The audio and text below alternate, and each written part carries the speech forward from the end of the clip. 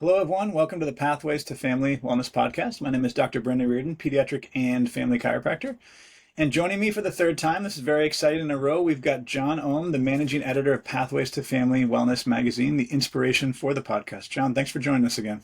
Thank you again, Brandon. It's awesome to be talking about this in depth and to cover all the bases that we can in a short amount of time. Yeah, that's exactly it. We realized, so we had the first episode and we thought we covered some good ground and realized we opened a bunch of doors that we wanted to jump into a little bit more.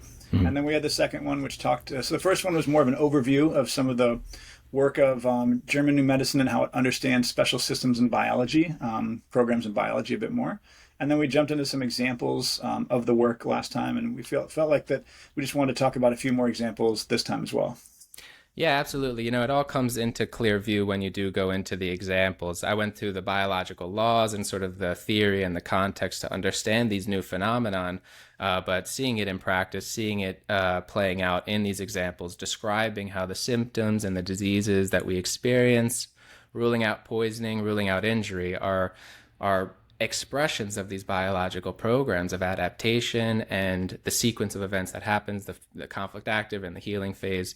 So Yes. yeah, examples are hugely helpful to tie it all together. And some of the examples we were referencing were from an article that was in the spring edition of Pathways to Family Wellness magazine.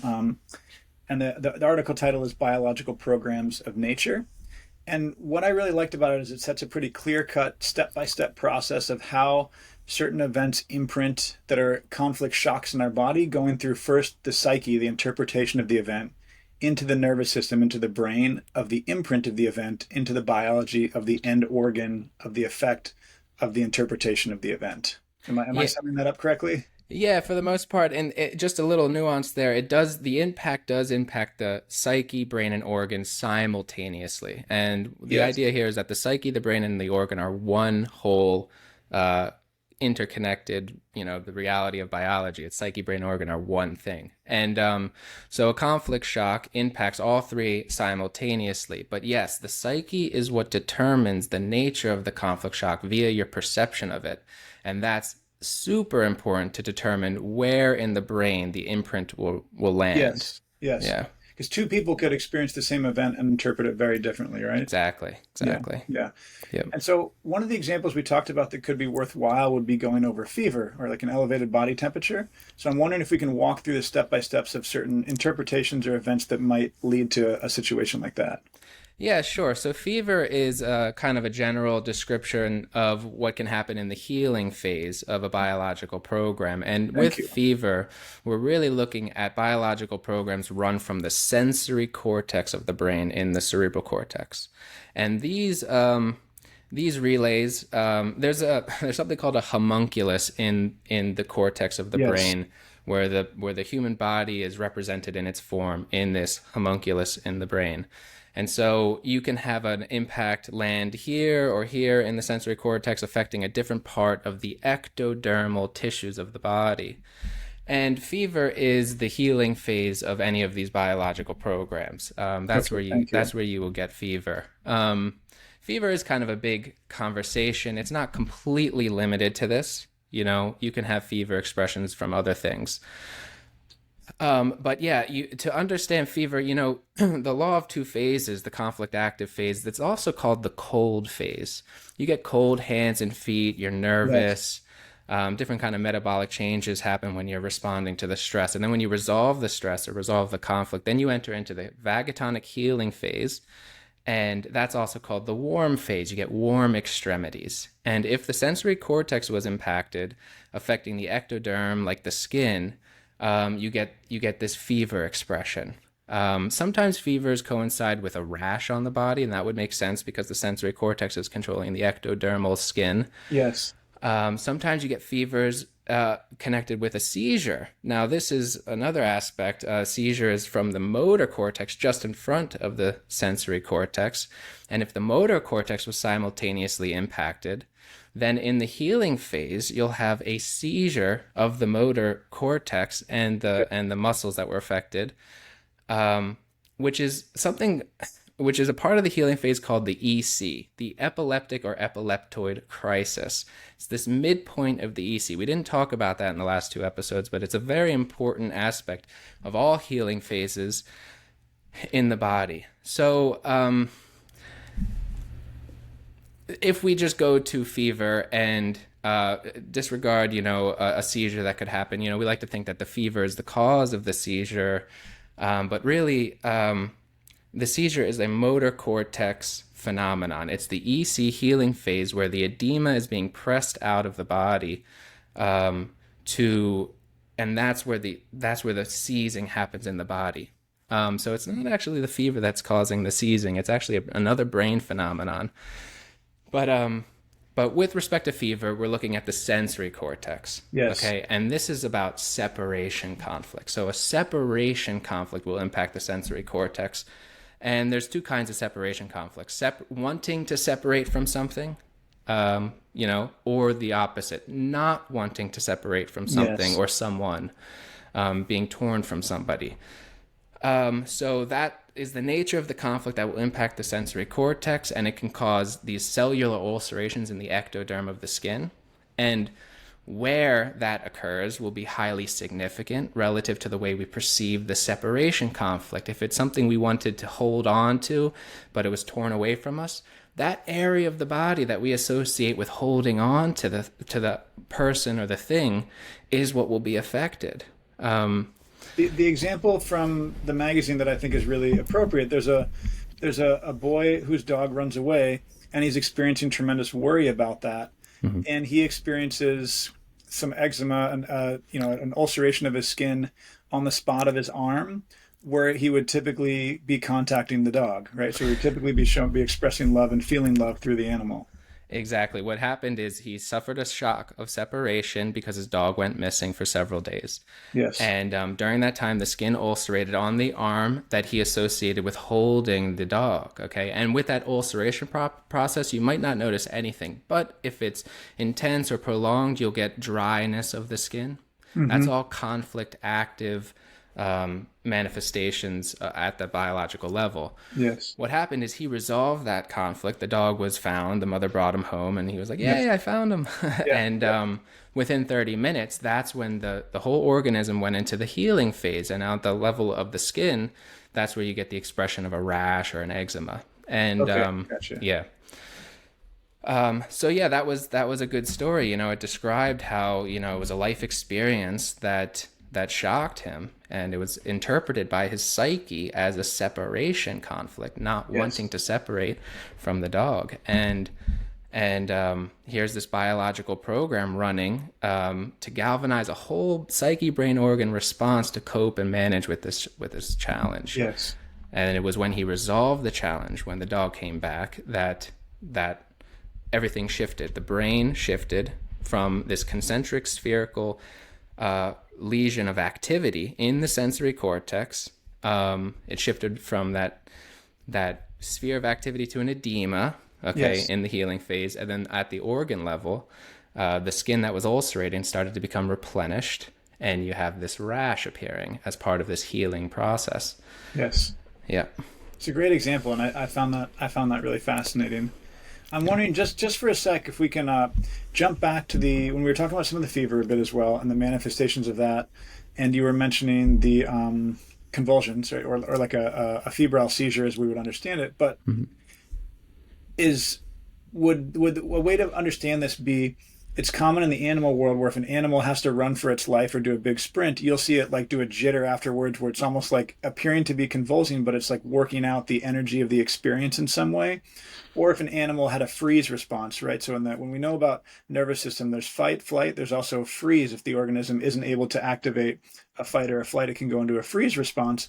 When animals come out of a freeze response, it's very common to see lots of like shaking and jittering and things that might appear like a convulsion. Would that be consistent with what you're saying, or is this a little bit different? It's a little bit different. Those shakings could be the adrenaline or the after effect of the stress at a kind of adrenal level. And that's always how I understood it, but I just wasn't sure if there was a different interpretation. Yep. Yeah, a classic seizure, convulsions, rhythmic convulsions of the muscles of the body. This has to do with the motor cortex, and the conflict Right, and the conflict that has to exist for an imprint to land in the motor cortex is a motor conflict, being restrained or unable to move the body, or feeling Okay. stuck. Okay, and that's where it will. And you can also get a separation conflict at that DHS as well, in which case you get fever in the healing phase.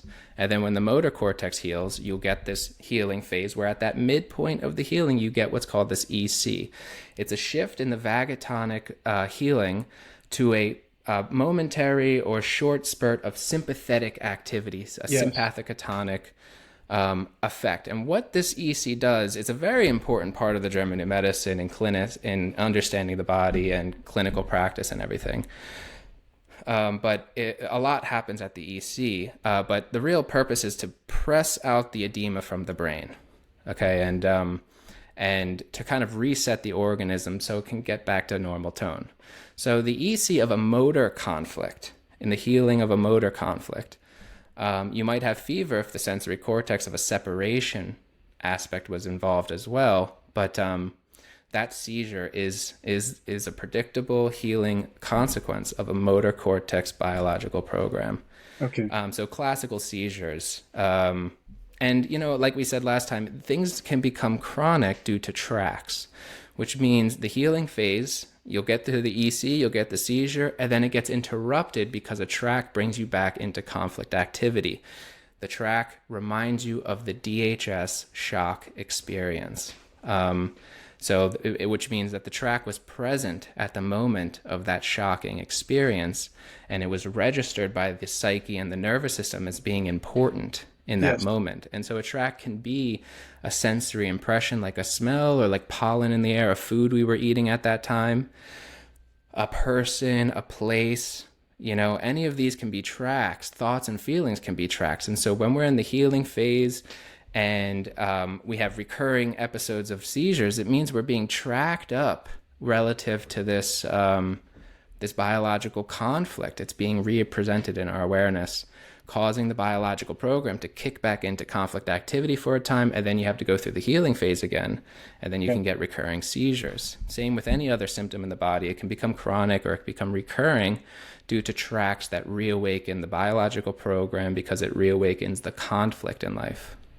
And where I think this gets really nuanced and can be tricky is if we're speaking of children and young children in this event, it can be really tricky to understand how they may have interpreted something. Because you and I as adults, we can talk here, and if we work it enough, we can probably flush out what the internal experience may have been.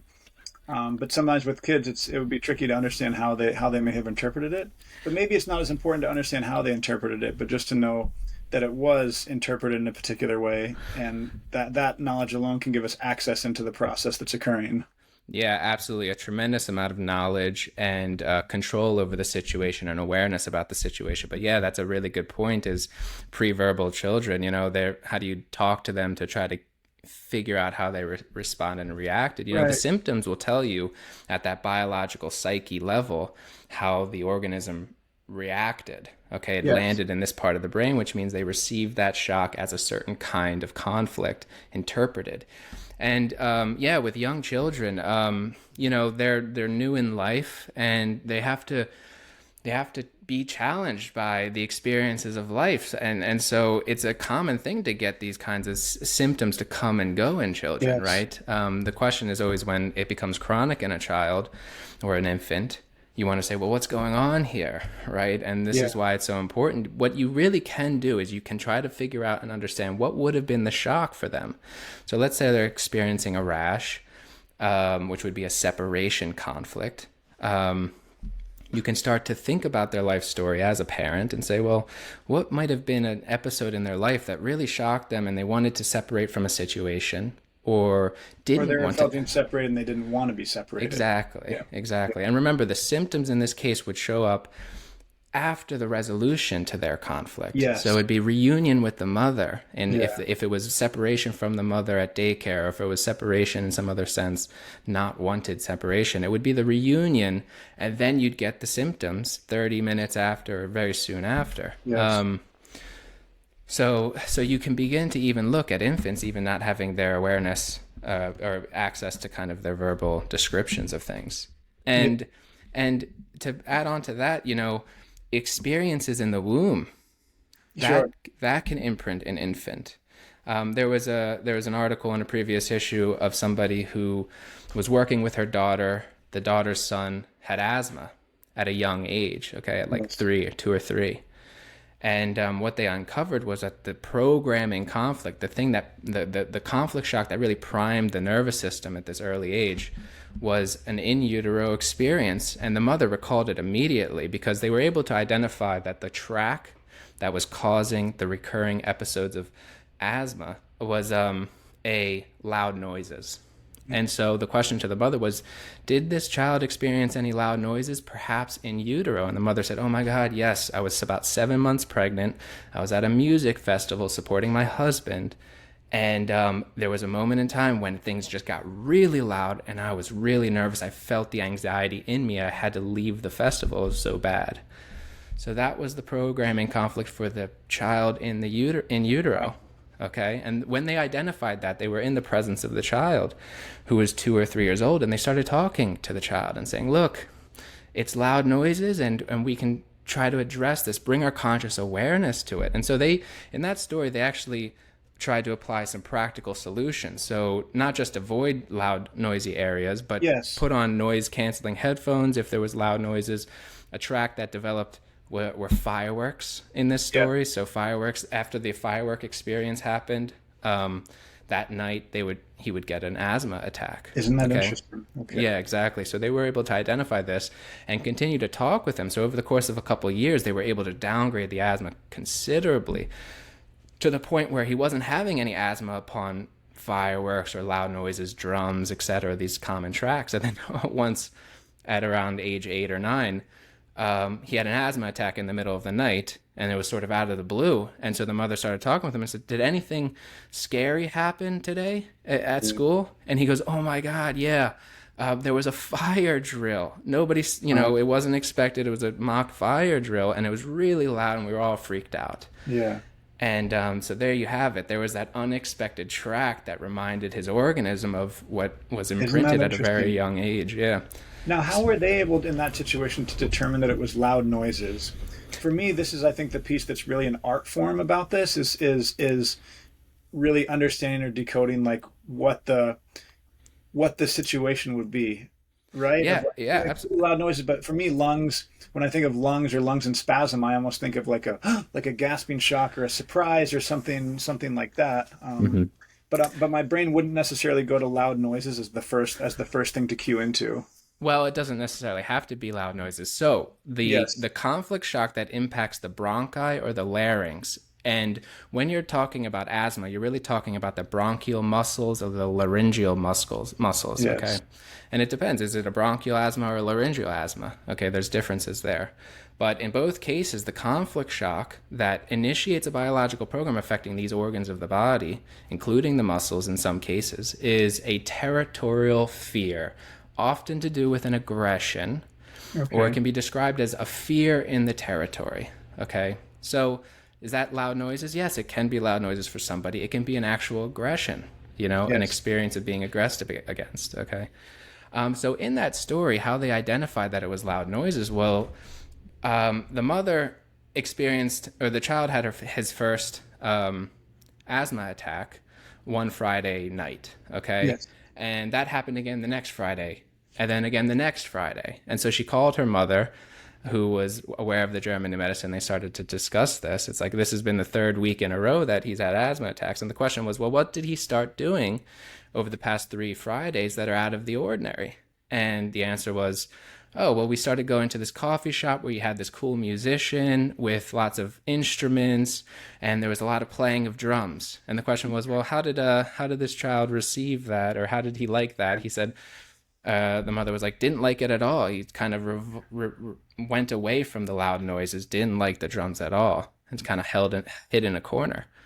So each time they went to this coffee shop experience with the loud noises, the child was tracked up to and it seemed to be the noise that was causing the kind of fear.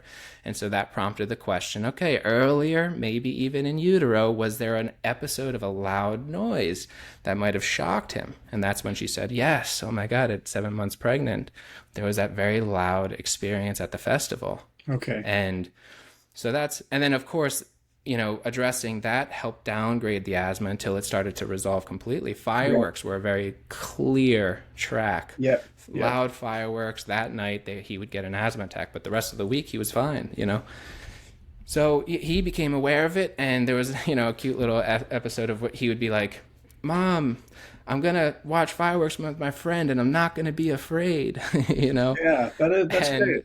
Yeah, exactly. And that night he didn't have asthma, or he had a very minor episode where usually fireworks would be a tremendous track. And so over time, the awareness of what the triggers were, the things that might have initiated the shock, were allowing his nervous system to relax into that a little bit more and not have a overactive response to something like that, to be able to interpret that in a more normal way. Yes, and that's a good word, normal. It normalizes it. Otherwise, it's out of our awareness, and it's a fear. In this case, it's a fear in the territory. So bringing our awareness to what is it that we're afraid of, and where is its origin? Okay, the origin point of our fear in the territory brings like a holistic integration between the subjective person and the psyche, brain, and organ. And that's the power of this knowledge, is it can integrate the nervous system in a profound way. Yeah. And I think an important point, which we said in the last episode as well, is that these systems are running all the time. They're always working, they're always functioning. But where it really enters awareness is when there's these chronic issues or things that keep showing up in these patterns or certain particular things like that, right? I mean, like the body heals itself regardless of whether we know the body heals itself or not. The body still heals itself. But this knowledge really helps us to gain an added depth into like some of the nuances of how the body's healing itself. And then when there's certain issues that don't seem to be resolving in an expected way, or there's an abnormal response to things that might be normal for other people, right? That differentiation between the two individuals. Yeah, sure. The body's always healing itself in the sense it's always regenerating tissues, renormalizing tissues, growing, and then with the knowledge of the biological programs that explain the sudden onset of a rash, for instance, or a fever if it accompanies the rash, knowledge of these biological programs gives, really for the first time in history, a causal understanding of these phenomenon. In the individual by individual cases, not a statistical kind of population-wide guesswork of statistics. This might be the cause, this might be the cause. We can go to the brain and identify in each case, this person had a hammerhead in this part of the brain. That means it's running a biological program in this part of the body. And these are the predictable sequence of events that happen. The knowledge here is profound and it's very important. And in the case of chronic diseases, you've tried everything, but it won't go away. What's the cause here? Well, you have to go to the psyche and you have to understand what were these shocking experiences that imprinted the brain, where you'll find the concentric ring formation activity. And you'll see the sequence of events. And if they're healing phase symptoms that you're struggling with, to be able to address the conflict shock that initiated the whole biological program.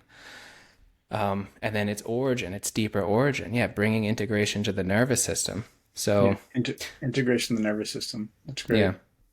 Yeah, and I would love to use that for a fourth conversation about the intersection between how chiropractors understand the body and the chiropractic piece and this knowledge of biology. I think that would be a really interesting next one as well. But we could kind of go into some different avenues about how the nervous system gets affected by the chiropractic adjustment and how that can affect the way that these special systems operate.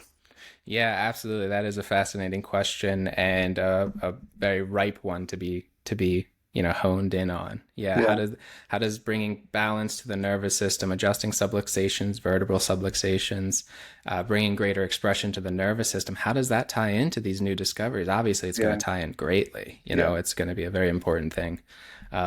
And then, it's that emotional, psychological, or perceptive element that becomes more important. So it's not just about correcting mechanical things that we perceive them to be causing dysfunctions in the body, which, you can have injuries and that can cause damage and stuff. Of course. Right. But we're talking But about something a little bit deeper. Yeah. yeah, bringing it to the level of the psyche and that emotional level. And so a chiropractor with a knowledge of the German new medicine, in addition to what he's doing or she is doing with the nervous system, to focus on the nervous system with respect to the fact that the nervous system is integrating the psyche and the experiences of life. And then so what you're really doing is you're helping an individual overcome challenges that impressed at that emotional level and that brain psyche level. Bringing peace, bringing resolve, bringing support to that, by addressing and identifying it. I've called it a brain subluxation, in the past. It's a subluxation that impacts the brain. Yeah. And right. And so to address that means addressing the individual's life story and helping them bring comprehension to their own life story. So it's a major, beautiful, beautiful addition to the chiropractic paradigm. Beautiful. We'll get a fourth call, but I'm glad where we've been able to tie things in terms of our specific conversation revolve around special biological systems in German new medicine. But I appreciate you taking time again, John. Thank you. It's always interesting and always great conversations. Very much likewise. Thank you, Brandon. Okay, talk to you later.